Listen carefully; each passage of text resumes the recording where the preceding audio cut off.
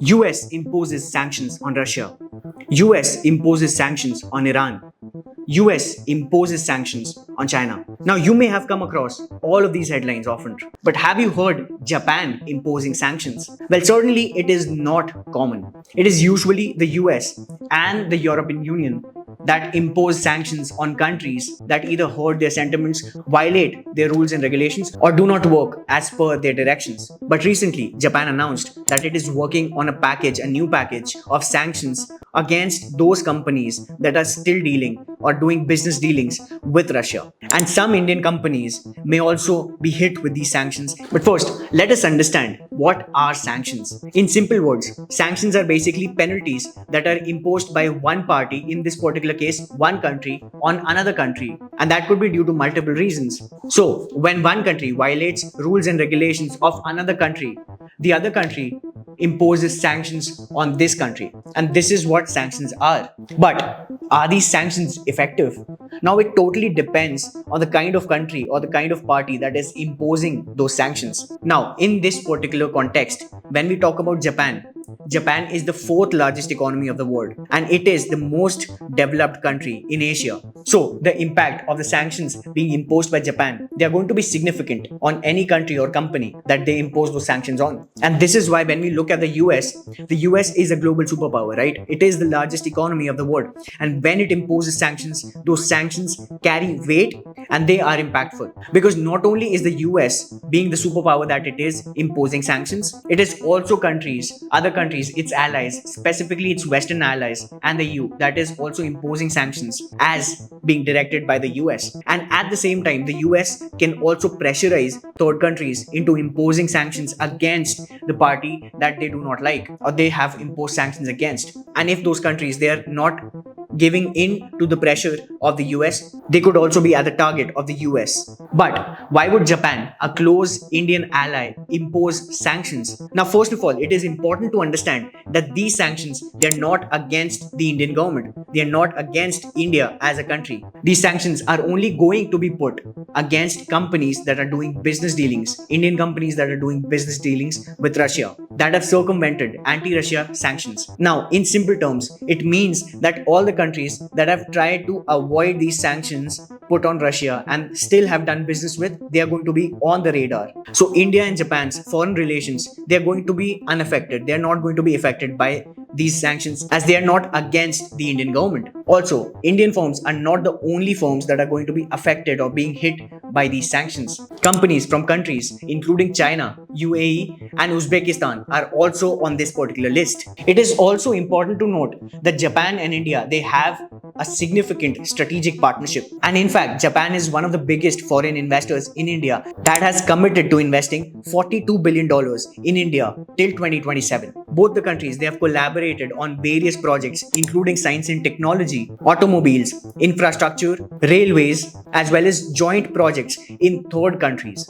So Japan at this point of time cares about its strategic partnership with India because India is a significant strategic partner and Japan would not want to jeopardize its relationship with India. However, at this point of time, it is important to understand why would Japan impose these sanctions. Japan is not directly involved in the Russia-Ukraine war, or it is not directly affected by this particular war. The simple answer is that Japan is a close American ally. Not only that, it is also part of G7, a group that is led by the US, including all the major powers of Europe and Japan. So the G7 actually decides the course of geopolitics. How would geopolitics of the West work? But what do these sanctions do? Well, first of all, they hurt the economy of the country that is being hit with these sanctions.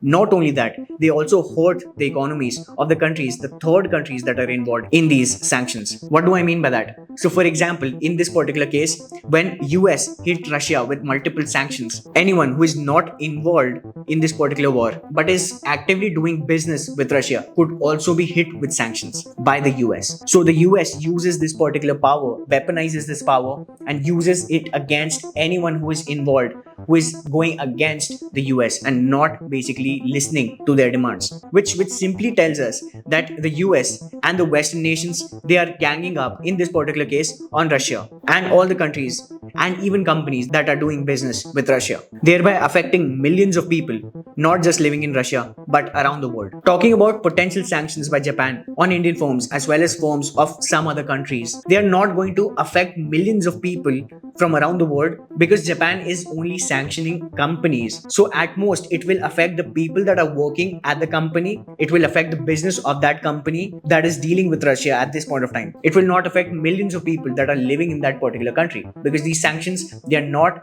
on any particular country. But one thing which is clear as of now is that any powerful country or a group of powerful countries, they can impose sanctions on anyone around the world, affecting livelihoods of millions of people. However, this time the US is actually having a hard time imposing these sanctions and fighting the proxy war with Russia. Now the US has imposed hundreds of sanctions on Russia and even seized about $300 billion worth of their assets, the Russian assets, but they are still having a difficult time.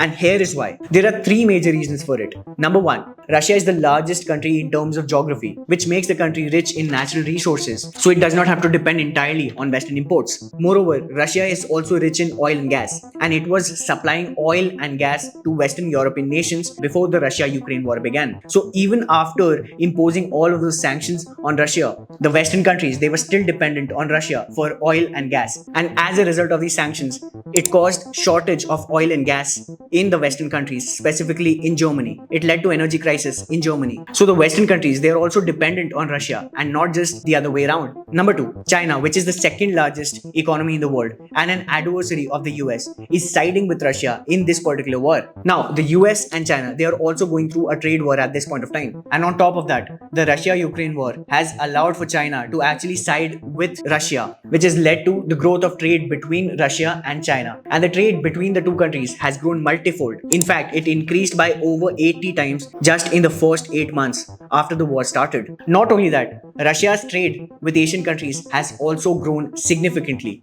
even after they have lost business in Europe. And even though the sanctions, they have affected Russia, they have not been able to tear down the Russian economy. It is still working, it is still going. But wait, there's more to this story. The third point, which is that these sanctions, they've impacted the US and the dominance of the US dollar. Because ever since the US imposed sanctions on Russia, Russia's dependence on the US dollar declined significantly. Not only that, but Russia and China, they have started dealing in their own respective local currencies for bilateral trade agreements. And in fact, yuan has actually replaced the US dollar as Russia's top foreign currency. And not only that, but other countries, specifically countries of the BRICS bloc, they have also started settling their payments, the bilateral trade payments, in their respective local currencies. And it does not stop there. The BRICS bloc is actually in development of a new BRICS currency to challenge the dominance of the US dollar. And even though the US dollar still dominates the world, these sanctions that are imposed by the US on Russia as well as China, they've put a dent on their dominance. So the US and its allies, they can keep on sanctioning other countries, but these sanctions, they're going to affect them in the long run, because all the countries that are being sanctioned by the US, they're going to come together, they're going to work out a deal between them, and then they're going to challenge the status of the US as a global superpower and the dominance of the US dollar as a whole. However, it will take a long time. It is not going to happen anytime soon. With that being said, do you think that Japan will impose sanctions on Indian companies? And how will these sanctions that are being imposed by the US on other countries work out in the long run? Let me know what you think in the comments below. If you found this video valuable, please share this video with your friends and family, and please subscribe to our channel. Thank you for watching this video and have a great day.